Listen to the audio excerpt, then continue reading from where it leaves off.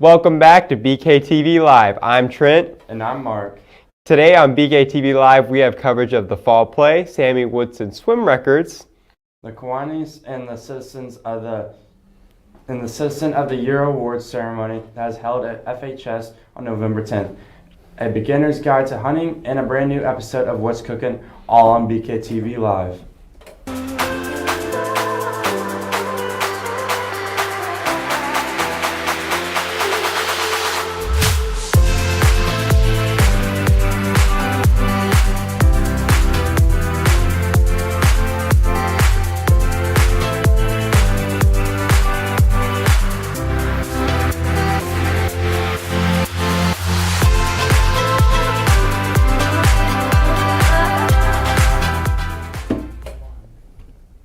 It's Thursday, December 15th, and we're all ready for this semester to be over here at FHS. But don't forget to keep up on your work and study for those finals. Our first segment today is over at the Theater Guild's production of Clue. Let's throw it over to Hayden Melton and Jack Sluter to give us a behind-the-scenes look.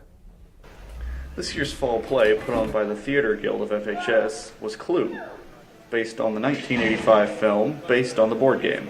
I am assistant director and head of makeup and hair.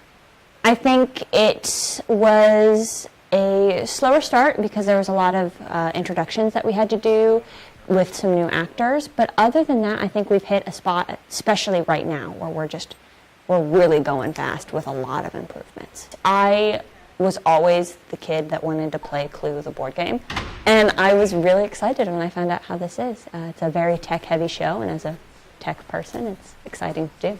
I think the biggest thing I want to broadcast is that a lot of these actors are new, and I've said it a bunch of times even in this, and I am very impressed with the way our new actors have handled themselves and the show in general. I'm the director of the show, although sometimes I think I'm more chaos coordinator than anything. But yeah, that's what I do at the show. The production of Clue is coming along very well. We're a little behind on the set, because of my illness and some things like that.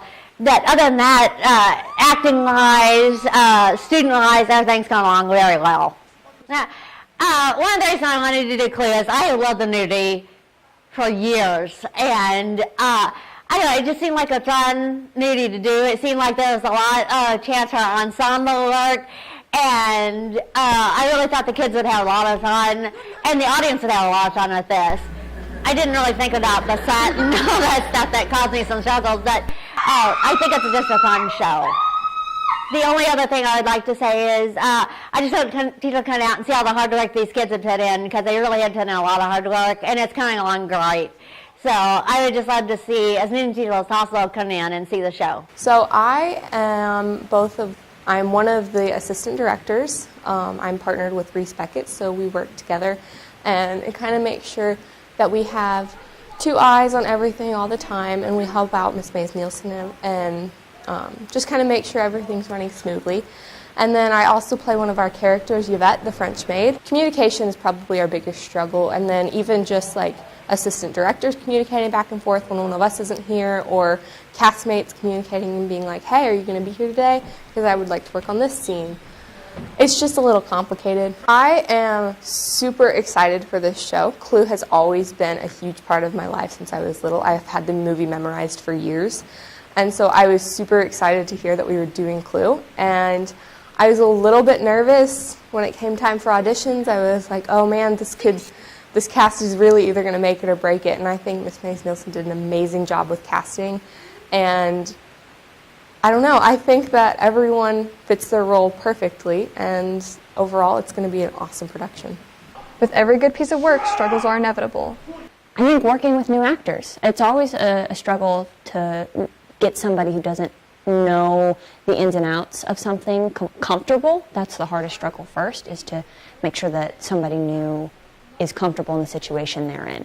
So I think creating a space where everyone knows the expectations and understands their involvement and like the importance of what they're doing. I think that was our biggest struggle that I think we got through fine. Some of the struggles we've had mostly been around the set. just simply because there's a lot of movement, there's a lot of action that takes place, and this is a very different set. I am very happy with where the production is right now. I think the biggest thing we're struggling with at the moment is lines, and I really do have huge confidence in the actors in getting all of that down, especially after Tech Week. Tech Week is usually the week that kind of everyone is like, okay, we've got to actually do this now. So I really do have confidence that everything's going to go smoothly, and our set's great. We have amazing costumes. Like, it's going pretty awesome. I'm really proud of the cast and everything that they're doing. This is not an easy thing. We have a lot of newcomers, and I think that they have gotten the ropes pretty quickly. And overall, it's going to be an awesome production. I'm very proud of everyone. For BKTV, this has been Jack Sluter with photographer Hayden Melton signing out. Man, I love that clip where they broke that wine glass, and a second later, Michael jumps a foot off the ground. I wouldn't go as far to say a foot, but he did jump pretty high. We also wanted everyone to know, alongside this segment, we just released the recording of Clue. Go check it out after we are done here. Farmington Swim has only been around for about 10 years. This means the athletes had to set the records themselves. 7 of these records are held by one man, Sammy Woodson.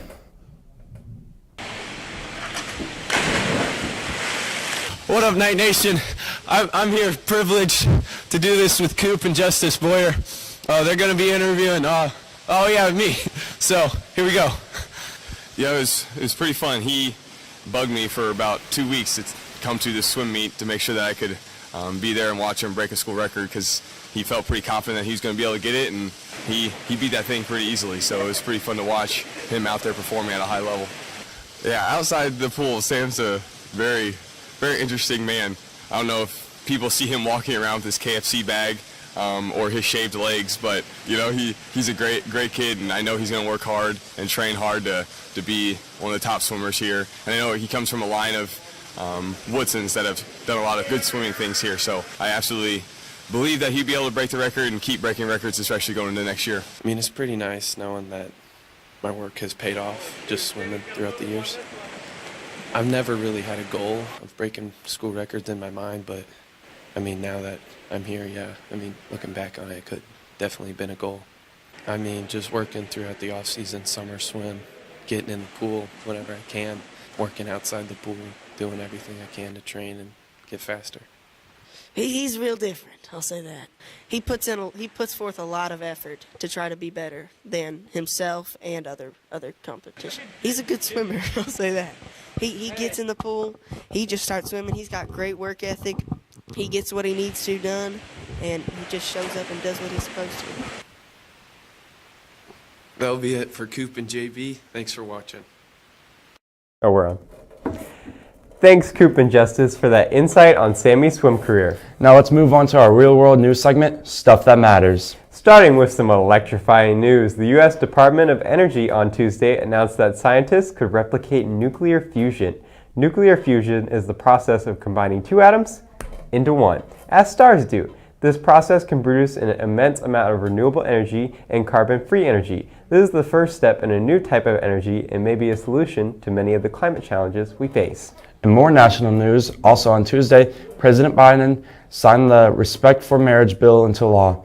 This bill enshrines the recognition of same-sex and interracial marriages on a federal basis. This bill is responsible to the Supreme Court, which has shown interest in overturning Obergefell, the case that legalized same-sex marriage across the country.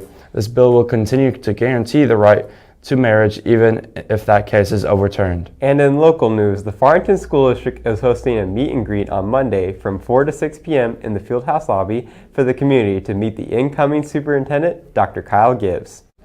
Next up, we have a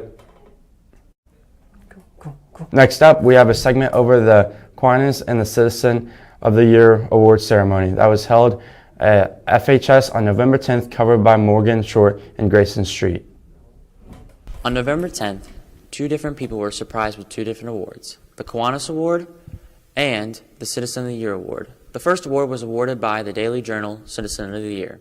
The Daily Journal Citizen of the Year Award is presented to a person or organization that actually does something that really benefits or impacts our community as a whole. since I launched the Incubator EDU program, which is the first in the state of Missouri at Farmington High School, that they felt that this new entrepreneurship program deserved recognition for the hard work that myself, but also the students put into it. And during a conference where Dr. Reeves, Dr. Lamons, Dr. Kraus, and Mr. Rubel attended, they saw Incubator EDU in action and thought that this would be a wonderful addition to our business department here at Farmington High School.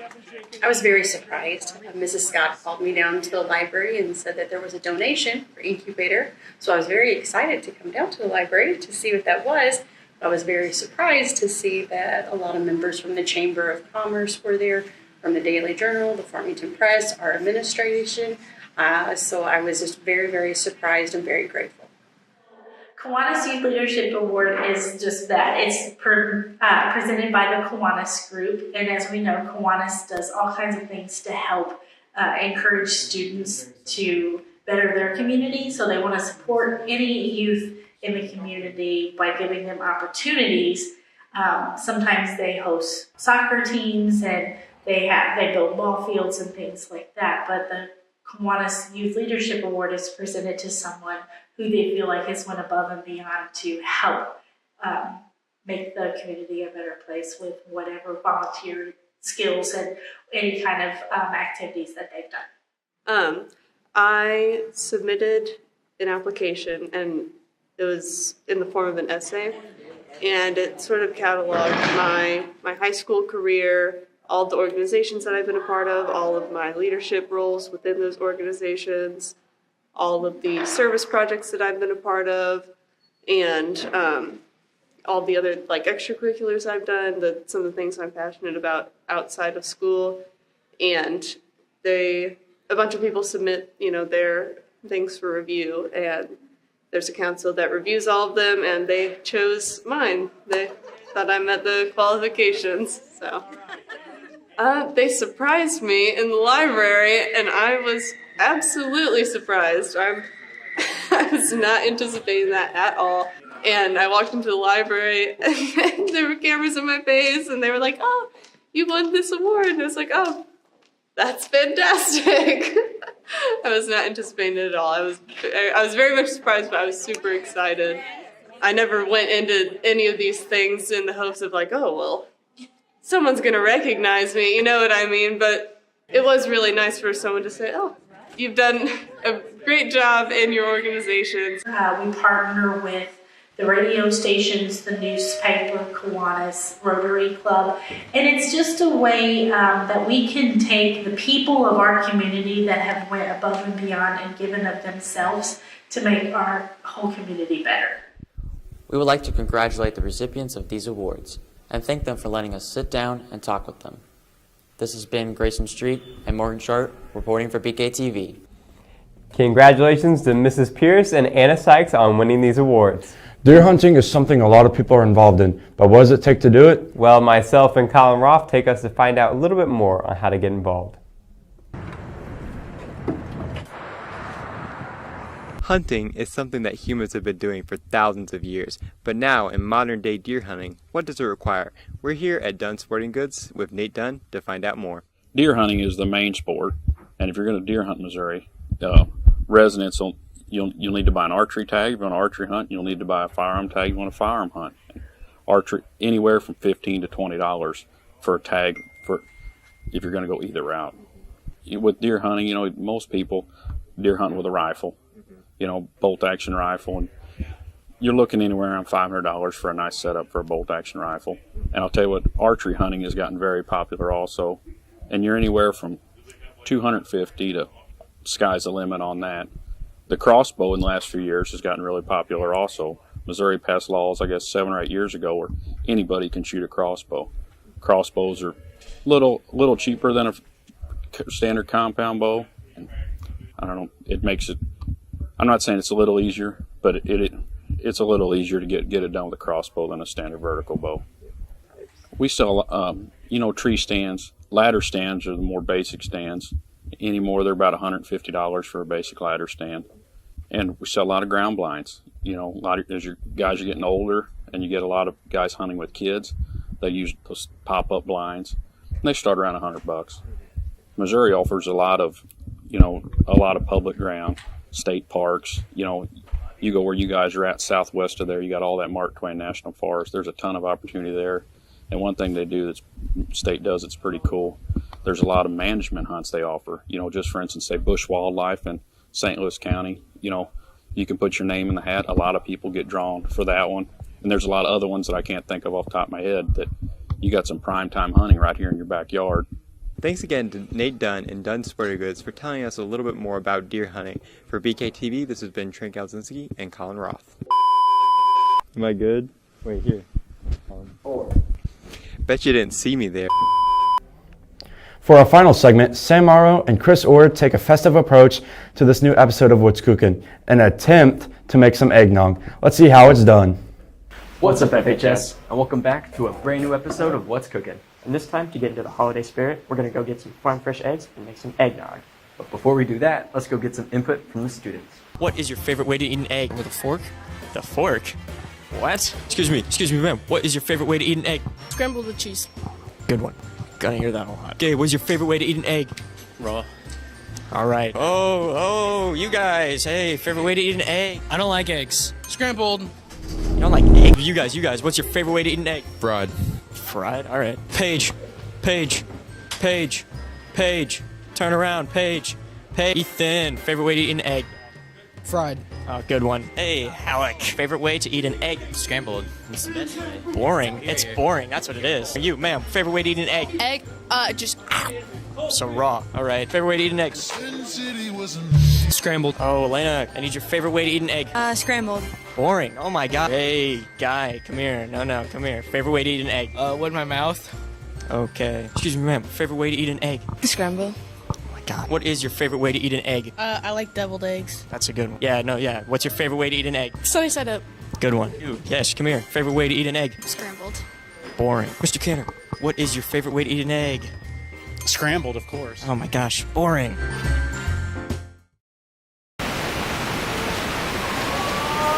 Now we're here at Mr. Banger's farm. And now let's get those eggs to make the eggnog. This is what chicken rugby looks like. This is the rugby ball, and these are the rugby players. You better go give them some wheat. We're running right down the line here. What we're supposed to be doing. Let's go get some eggs. Have you ever gathered eggs before? I haven't. There you go.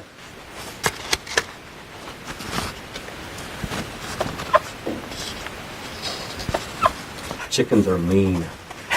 They're just a nasty animal. Ben, you leave that chicken alone. Now that we're back in Sam's kitchen, let's get a look at those ingredients. For this recipe, you'll need 6 large egg yolks, half a cup of granulated sugar, 1 cup of heavy whipping cream, 2 cups of milk, half a teaspoon of ground nutmeg, a pinch of salt, a 1/4 teaspoon of vanilla extract, and some ground cinnamon to top it all off. First, you want to separate 6 egg yolks. Bloop. Number 2. Bloop. Alright, whatever. I'm the fryer hero and the egg separator hero. Next, you want to add your 6 egg yolks and half a cup of sugar into your bowl and mix it until creamy.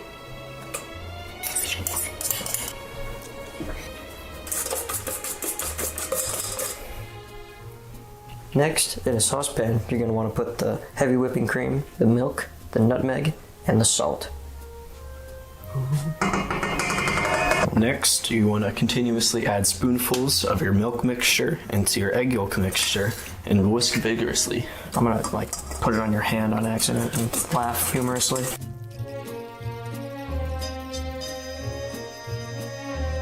Now, after you've scooped most of the milk into the egg mixture, you want to pour the egg mixture back into the saucepan and whisk that. Good enough. Yeah. And next, you want to add 1/4 of vanilla extract and whisk it in. Oopsies. Jeez, what a... Oh. All right.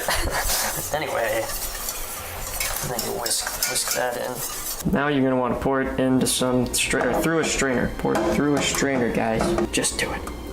Yes. Oh, just.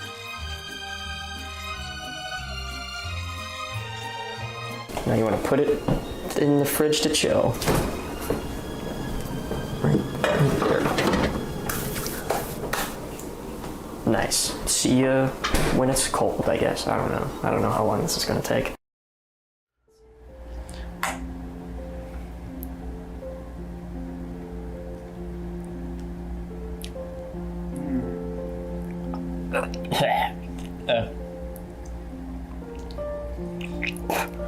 Oh my god.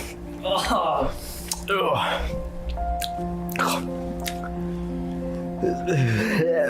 Okay, we were trying to keep a straight face, but this is actually disgusting. I think we need some actual eggnog to wash it down. We need some actual eggnog. That's it for this episode of What's Cooking. Tune in next time where we make something hopefully not as bad as the eggnog.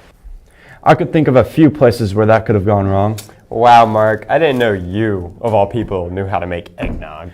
You could say I'm a little bit of a chef myself. So you say. Before we go, for lunch today, your choices are soft tacos, chicken Alfredo, baked turkey, Italian sub, or salad bar. And celebrating birthdays today are Alexandra Deason, Sage Kofran, Savannah Kofran, Tuff Lachini, Alronda Martins, Braylee Nicholas, Josie Swayers, and Emma Umfleet. Happy birthday from BKTV. Don't forget to get your birthday selfie with Dr. Lamont. Well, that's all we have for this episode. We'll be sure to tune in for the next BKTV Live.